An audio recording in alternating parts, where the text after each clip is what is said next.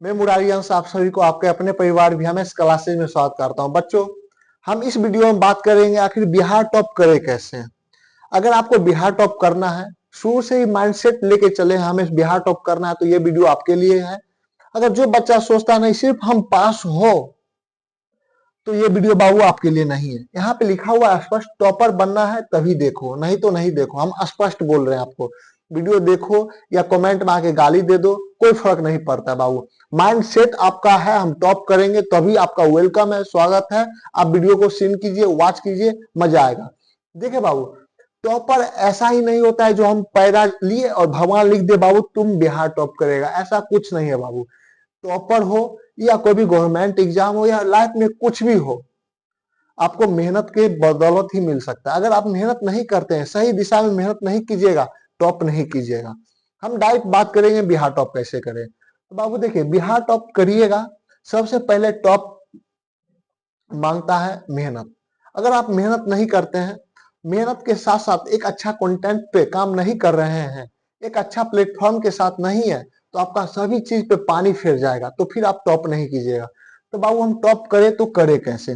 तो देखिए यहाँ पे क्या है, बोर्ड परीक्षा 2026 बिहार टॉप कैसे करें। टॉपर बनना है तभी देखो, वरना नहीं।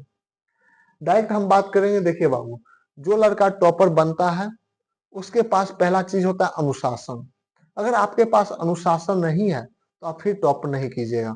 अनुशासन कहने का मतलब ये नहीं जो सुबह उठे मम्मी पापा को प्रणाम करना स्टार्ट कर दिए, मंदिर गए पूजा कर लिए, आस पड़ोस में जितने चाचा चाची हैं सबको प्रणाम कर लिए, ये अनुशासन नहीं होता है बाबू।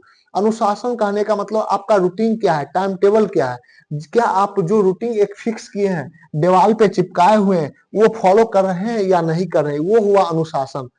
क्लियर। अनुशासन कहने का मतलब आप टाइम टेबल बनाइए, एक प्रॉपर रूटीन बनाइए और उस रूटीन को आप फॉलो कीजिए, तब हुआ अनुशासन। सर हम करें तो करें कैसे, कुछ समझ नहीं आ रहा है। अगर आपको समझ आता तो ये वीडियो नहीं देखते।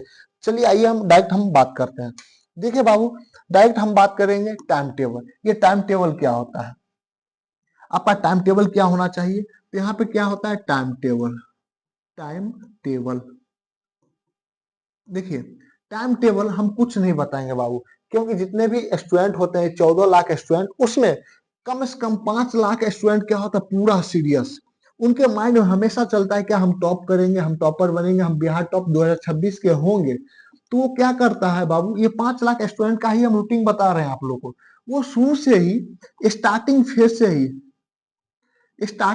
ही वो क्या करते हैं बाबू, वो रूटीन बना के चलते हैं। वो क्या एक टाइम टेबल होता है या रूटीन बना के चलते हैं। और वो रूटीन में क्या ऐड करते हैं, डेली उनका एक फिक्स टारगेट रहता है और फिक्स टाइम रहता है, उस टाइम पे वो मेहनत करना स्टार्ट करते हैं। जैसा कि हम बता रहे हैं, जैसा कि वो ले लिए 12 घंटा, उनका माइंड सेट क्या हुआ, 12 घंटा हम आप पढ़ाई करेंगे। 12 घंटा क्या करेंगे बाबू, स्टडी करेंगे।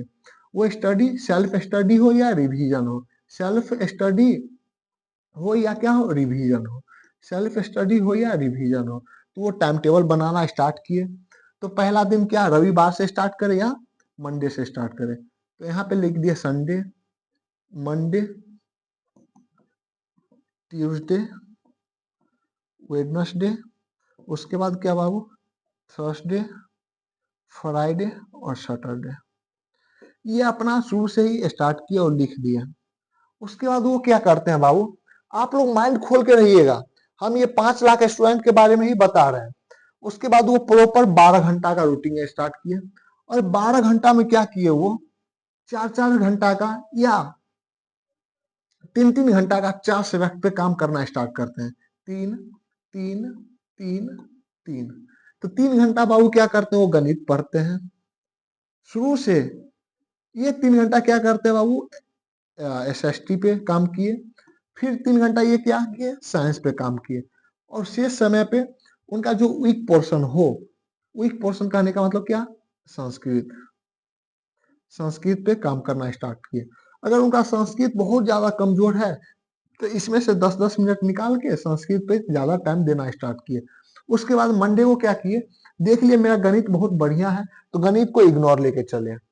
उसके बाद इसमें हिंदी भी ऐड कर लिए, साइंस ऐड कर लिए, संस्कृत ऐड कर लिए। इस तरह से एक प्रॉपर रूटीन बनाते हैं।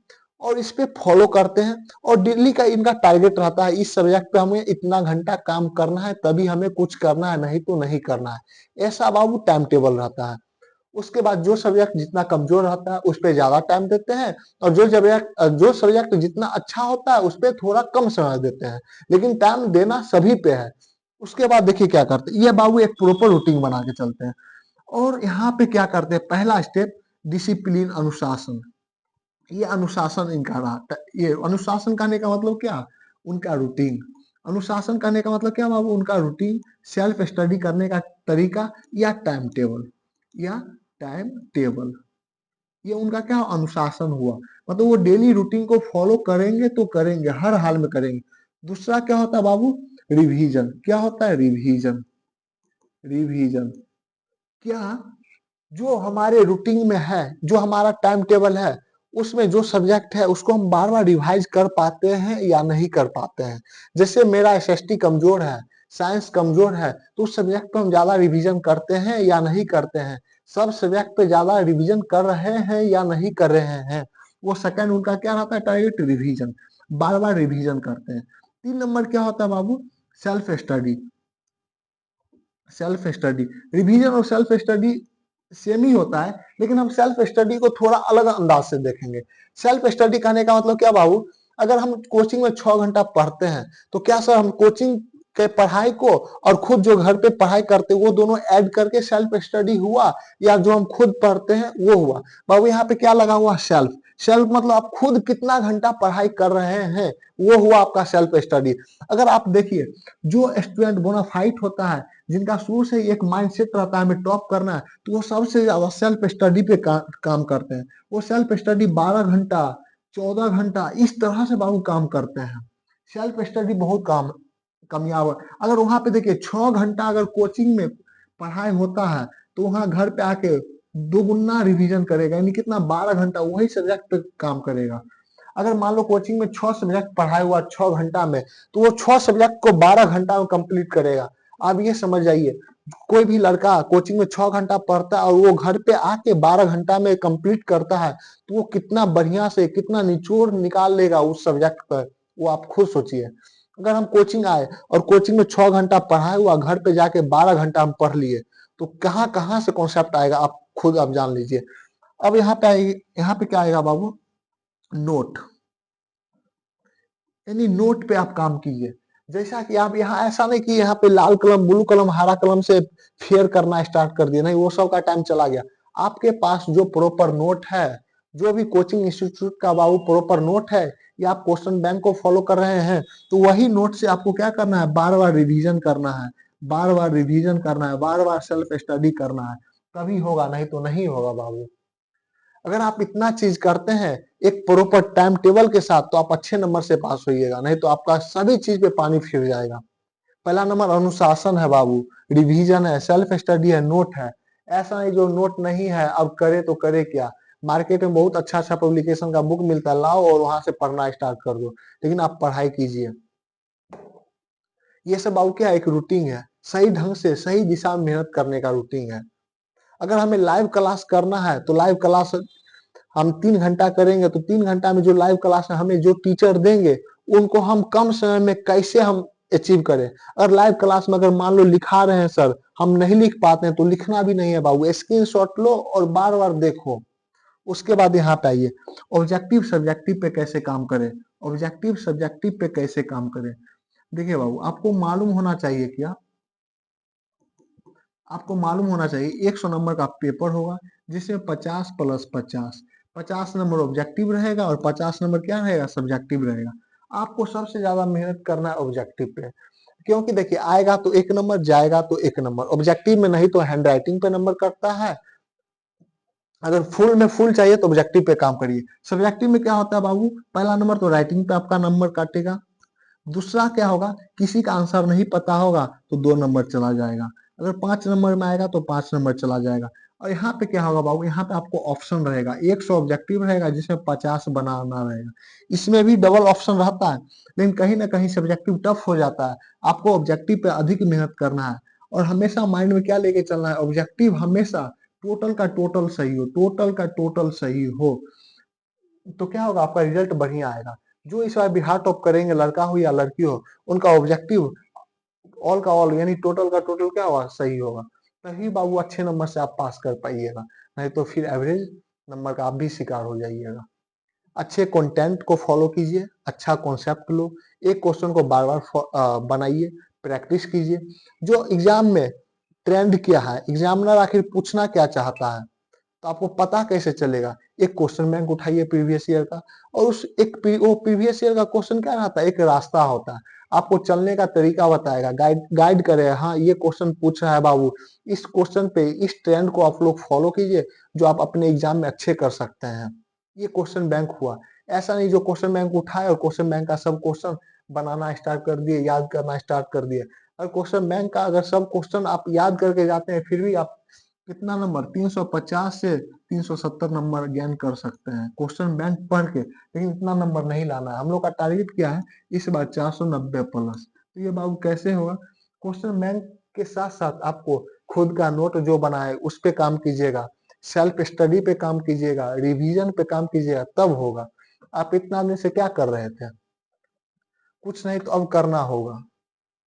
खुद पे मेहनत करना होगा, क्वेश्चन बैंक पे मेहनत करना होगा। क्वेश्चन बैंक में आके क्वेश्चन किस तरीका से एग्जामिनर पूछ रहा है, उस क्वेश्चन पे एनसीईआरटी हो या कोई एडवांस मैथ एडवांस बुक हो, उसको फॉलो करना होगा। अधिक से अधिक क्वेश्चन लगाना होगा, तभी होगा बाबू, नहीं तो नहीं होगा। आप लोग एक डेली रूटीन बनाइए। सुबह में जैसे मॉर्निंग में आपको क्या करना है वो भी हम बता देते हैं। मॉर्निंग में जैसे मॉर्निंग में आपको क्या करना है, मॉर्निंग में मान लो आप 4 बजे रूटीन बनाना स्टार्ट किए, तो मॉर्निंग में जैसे बाबू सोमवार को, अगर हम सोमवार को संस्कृत पढ़ेंगे तो सोमवार को फुल्ली हम संस्कृत ही पढ़ेंगे। ऐसा नहीं हम संस्कृत भी पढ़ रहे हैं, एसएसटी भी पढ़ रहे हैं, साइंस भी पढ़ रहे हैं, तो नहीं, कुछ भी कंप्लीट नहीं होगा। मंगलवार को अगर हम मंगलवार को अगर हम हिंदी पढ़ेंगे तो फुल्ली हिंदी ही पढ़ेंगे 2 घंटा, 4 से 6 हम हिंदी ही पढ़ेंगे। 4 + 2 = 6 घंटा हम क्या 2 घंटा हम क्या पढ़ेंगे, 6 बजे तक हिंदी ही पढ़ेंगे। फिर बुधवार को हम क्या करेंगे, बुधवार को हम साइंस तो साइंस ही पढ़ेंगे। फिर गुरुवार को हम क्या करेंगे, गुरुवार को अगर हम बाबू गुरुवार को कौन सा सब्जेक्ट कुछ ले लो, एसएसटी तो एसएसटी ही पढ़ेंगे। इस तरह से क्या होगा बाबू, एक ऐसा टाइम आएगा जो ये रूटीन क्या होगा, रोटेशन हो जाएगा। ये रोटेशन हो जाएगा मतलब क्या, फिर एसएसटी, फिर संस्कृत, फिर हिंदी, फिर संस्कृत, ये सब क्या होगा, रोटेशन होगा। तो अगर आप ऐसे मेहनत करते हैं तो आप अच्छे नंबर से पास होंगे। तो मिलते हैं कल, आज के लिए इतना ही। तो आपको वीडियो कैसा लगा बाबू, अच्छा लगा तो कमेंट कीजिए। अब हम लाएंगे क्या, एक और गाइडेंस वाली वीडियो, उसमें हम आपको बताएंगे क्या ठंड में कैसे पढ़ाई करें।